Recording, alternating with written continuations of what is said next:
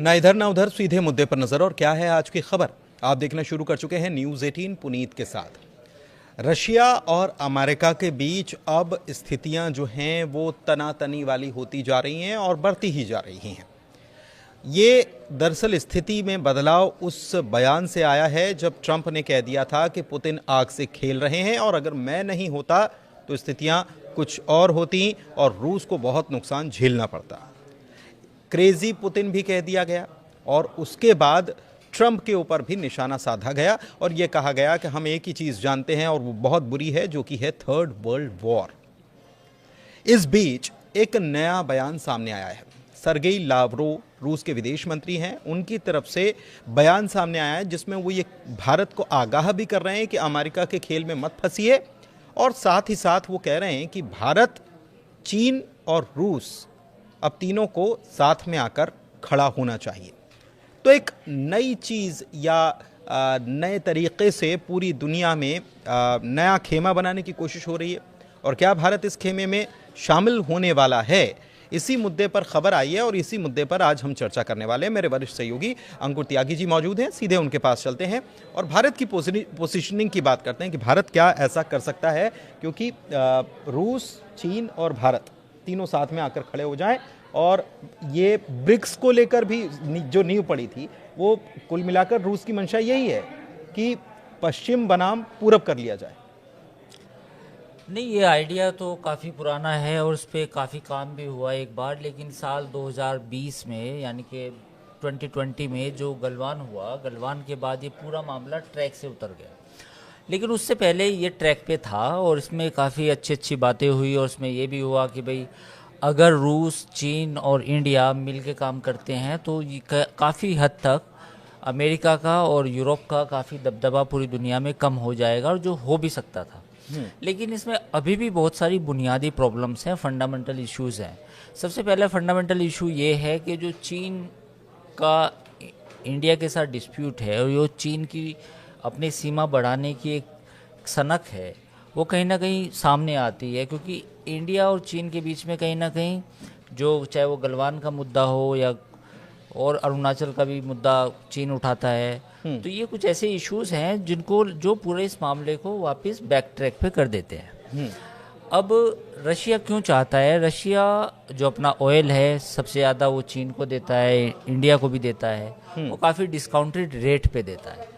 तो भविष्य में भी अगर इंडिया, रशिया और चाइना के बीच में कोई साझेदारी होती या वो बढ़ती, तो उसमें रशिया का जो सस्ता ऑयल है वो दोनों कंट्रीज़ को मिलता, और जैसा कि आपको मालूम है कि दोनों डेवलपिंग कंट्री है और जो एनर्जी की रिक्वायरमेंट है वो काफ़ी बड़ी है। दोनों इमर्जिंग इकोनॉमी है, जीडीपी भी दुनिया में दोनों कंट्रीज़ का सबसे ज़्यादा है, चाहे वो चीन हो चाहे वो इंडिया हो। अब इसी को बैलेंस आउट करने के लिए अमेरिका ने क्वाड में इंडिया को शामिल किया है। और क्वाड भी एक एंटी चाइना ग्रुप है और ये एंटी यूएसए ग्रुप है। अब इंडिया के सामने हमेशा ये प्रॉब्लम रहती है कि हम क्या करें। तो कहीं ना कहीं फिर एक स्ट्रेटजी का जो इंडिया अपनाता है वो बैलेंसिंग करता है। एक तरफ क्वाड है तो वो क्वाड में भी जाता है, ब्रिक्स में भी जाता है, और दूसरा ब्रिक्स में भी जाता है। डोनाल्ड ट्रंप की अगर बात करें, जो अमेरिका के प्रेसिडेंट हैं, वो ब्रिक्स को बिल्कुल पसंद नहीं करते। उन्होंने जैसे वो दोबारा सत्ता में आए तो उन्होंने कहा कि ब्रिक इज डेड, है ना, कि ब्रिक खत्म हो गया है। वो डी डॉलराइजेशन की चिंता उनको सता रही थी, सब वो भी है, लेकिन ऐसा भी नहीं है। देखिए, इसमें ये बेसिकली एक ऐसा संगठन है, ब्रिक हो या क्वाड हो, विरोधाभासों से भरे हुए हैं, वो खासतौर पर इंडिया को लेके। इंडिया ट्रेड बहुत करता है चाइना के साथ, लेकिन ट्रस्ट नहीं है, म्यूचुअल ट्रस्ट नहीं है। रशिया के साथ सबसे ज़्यादा हथियार खरीदे जाते हैं, लेकिन लेकिन जब टेक कंपनियों के निवेश की बात आती है तो फिर वो अमेरिका पे हमारी डिपेंडेंसी आ जाती है, और फिर अमेरिका में हमारे सॉफ्टवेयर जो एक्सपोर्ट है वो सबसे ज़्यादा है, तो वो फिर सामने आता है। तो ये बेसिकली बैलेंसिंग एक्ट है, कभी ऊपर जाएगा, कभी क्वाड ऊपर जाएगा, कभी ब्रिक ऊपर जाएगा, कभी हम रशिया के करीब जाएंगे, कभी दूर जाएंगे। तो मुझे लगता है कि ये चलता रहेगा। लेकिन सबसे महत्वपूर्ण चीज़ जिसके ऊपर मैं पॉइंट आउट करना चाहूँगा पुनीत, वो ये है कि जनवरी 20 यानी कि 20 जनवरी जब डोनाल्ड ट्रंप ने अमेरिका के एज ए प्रेसिडेंट ओथ ली, उसके बाद अमेरिका से इंडिया को वो सपोर्ट नहीं मिला है किसी भी मोर्चे पर जो एक एक्सपेक्टेड था।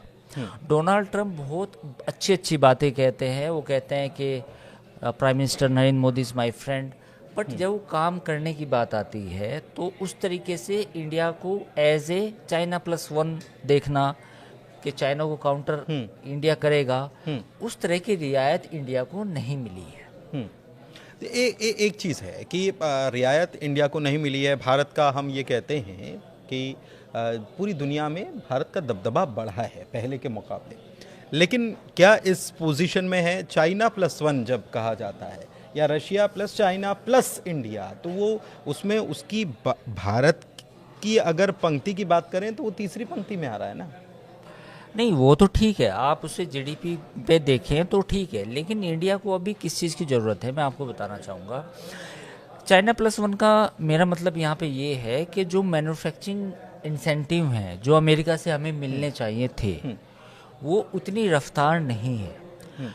उस इंसेंटिव का मेरा मतलब ये है कि जो सेमीकंडक्टर आपने देखा होगा सरकार बहुत प्रोत्साहित कर रही है, उसमें सरकार इंडियन गवर्नमेंट की पॉलिसी ज़्यादा जिम्मेदार है, बजाय इसके कि अमेरिका ने छूट दी हो अमेरिकन कंपनीज को कि आप जा सकते हो, आप इंडिया में प्लांट लगाओ चाइना की बजाय।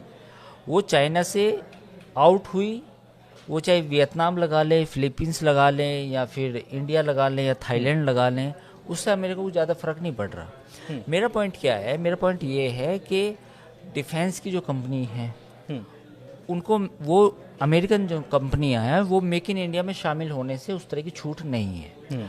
सेमीकंडक्टर की जो कंपनियां हैं उनको भी बहुत ज़्यादा निवेश करने की छूट नहीं है। एप्पल को लेके डोनाल्ड ट्रंप ने जो कहा वो भी आपने देखा। फिर आता है सबसे बड़ी एक इंडस्ट्री है केमिकल की। चाइना दुनिया में सबसे ज़्यादा केमिकल प्रोड्यूस करता है पूरी दुनिया में, चाहे वो केमिकल दवाओं में यूज दवाओं का हो या चाहे कोई वो किसी भी प्रकार का हो। तो उसके लिए भी अमेरिकन कंपनियां उस तरह से इंडिया को नहीं देख रही, क्योंकि इंसेंटिव अमेरिकन गवर्नमेंट की तरफ से नहीं मिल रही। ये जब अमेरिका, तो जब ये सारी चीज़ें आती हैं तो फिर भारत को लगता है कि क्यों ना मैं ब्रिक में बातचीत करता रहूं, वहाँ से मैं अपना क्यों एक तरह से संबंध खराब करूं। तो फिर ये वही है कि ये बैलेंसिंग रहता है, विरोधाभास भी है इसमें, सब कुछ है। नहीं, लेकिन भारत हमेशा से गुट निरपेक्षता वाली स्थिति में हमेशा से रहा है कि हम किसी गुट में नहीं हैं, और ये गुटबाजी की बात हो रही है। और इस अभी की जो मौजूदा परिस्थिति है वर्ल्ड ऑर्डर में, इसमें गुट निरपेक्षता वाली धारणा या उसके ऊपर जो काम भारत करता आया है, क्या उसकी पोजीशनिंग अभी सही है, और क्या ये भारत इसको बरकरार रख सकता है क्या? क्योंकि चाइना और रशिया के बीच में तो बहुत अच्छे संबंध हुए हैं बहुत बीते दिनों में। देखिए, पिछले कुछ दिनों से जो पॉलिसी आई है इंडिया की, अडॉप्ट की है, वो ये है कि India will see on interest. वो चाहे हम किसी से बात करें, किसी के साथ टेबल पे बैठें, हमें अपने हित देखने हैं, चाहे रूस के साथ बैठें, चाहे अमेरिका के साथ बैठें, चाहे चीन के साथ भी बैठें। तो जो आप गुट निरपेक्षता की बात कर रहे हैं, नॉन अलाइनमेंट मूवमेंट तो खत्म हो गया था काफ़ी सालों का। तो अब ऐसा कहना कि गुट निरपेक्ष होके आप कुछ इस दुनिया में कर पाएंगे, वो नहीं है। वो उसकी वजह ये भी है कि ग्लोबलाइजेशन है, एक दूसरे पे डिपेंडेंसी है किसी ना किसी इंडस्ट्री की। आप लड़ाई भी लड़ेंगे लेकिन ट्रेड भी आपको करनी पड़ेगी, ऐसा भी है। तो वो तो स्थिति नहीं है। लेकिन इंडिया ने जो पिछले 4-5 सालों में जो पॉलिसी है वो ये है कि भाई हम अपने हितों को देखेंगे, यानी कि अपने जहाँ हमें लगेगा कि हमें यहाँ से फ़ायदा है तो हम उन चीज़ों को आगे बढ़ेंगे, चाहे वो किसी के साथ। तो मैं ये आपसे समझना चाह रहा हूँ कि चीन और ख़ास तौर पर रूस, अगर सरगी लावरोव भारत को ये आगाह कर रहे हैं क्वाड के लिए, तो भारत उसका हिस्सा है। वो आगाह भी कर रहे हैं कि आप अमेरिका के जाल में मत फंसो, और दूसरी तरफ वो कह रहे हैं कि हमारी तरफ आ जाओ। तो हमारी तरफ आ जाओ, और भारत अगर अपने हित को देखते हुए अगर कोई ऐसा कदम, सीधा कदम नहीं उठाता, तो क्या ये भारत के लिए थ्रेटनिंग है? क्योंकि रशिया भी बहुत पास में है, आपका दोस्त तो है ही, लेकिन चाइना और रशिया अगर मिलकर करते हैं तो ये भारत के लिए क्या नुकसानदेह हो सकता है क्या? इसका फैसला जो रूस के विदेश मंत्री ने बात कही, उनका मामला ये था कि उन्होंने ये कहा था कि वो उलझाना चाहते हैं इंडिया को बेसिकली, मैं वही पूछ रहा है ना। वो इंडिया को उलझाना चाहते हैं ताकि वो ऐसे इमर्ज ना हो पाए। हूँ। उनके अपने तर्क हैं, लेकिन मुझे लगता है कि अगले 6 महीने क्रूशियल है। इन पिछले 4-5 महीनों में अमेरिका की तरफ से कोई इंडिया को कोई ऐसा इंसेंटिव नहीं मिला। पूरी दुनिया में जो ट्रेड वॉर ये डोनाल्ड ट्रंप ने छेड़ी, उसका भुक्तभोगी हम भी है। तो मुझे लगता है कि अगले 6 महीने डिसाइड करेंगे कि इंडिया और फोर्सफुली ब्रिक में जाएगा, क्वाड से पीछे कदम हटाएगा। क्योंकि अगर अगले 6 महीने ट्रंप की नीतियां ऐसी रही, अमेरिका फर्स्ट और मैं अपना ही देखूंगा, मुझे दूसरे से कोई मतलब नहीं है, तो फिर हो सकता है कि हम भी देखें कि भाई हमें क्वाड से ज़्यादा बेहतर ऑप्शन तो ब्रिक है, हम उसमें काम करेंगे। तो मुझे लगता है कि अगले 6 महीने काफ़ी महत्वपूर्ण है। क्योंकि क्वाड को जो बाइडन की जब सरकार थी, उन्होंने इसे ज़्यादा प्रमोट किया था, उन्होंने ज़्यादा उसे बढ़ाया, अभी उसकी मीटिंग्स भी ज़्यादा हुई और फिर सारी चीज़ें थी उसमें। लेकिन डोनाल्ड ट्रंप का जो चाइना को काउंटर करने का एक स्ट्रेटजी है, वो भी कि दिखाई नहीं दे रही। केवल ट्रेड वॉर की दिखाई दी कि ट्रेड वॉर हम करेंगे, लेकिन वो भी केवल अमेरिका तक सीमित है। चाइना का एक विकल्प तैयार करना वो इंडिया हो सकता है, उसके बारे में उनका कोई प्लान अभी नज़र नहीं आया।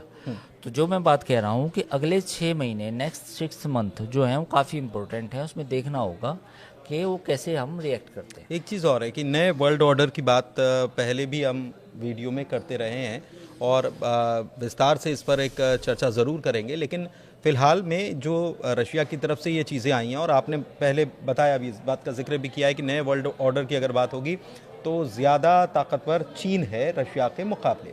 तो एक नए वर्ल्ड ऑर्डर को तैयार करने की रशिया की ये कोशिश तो नहीं है?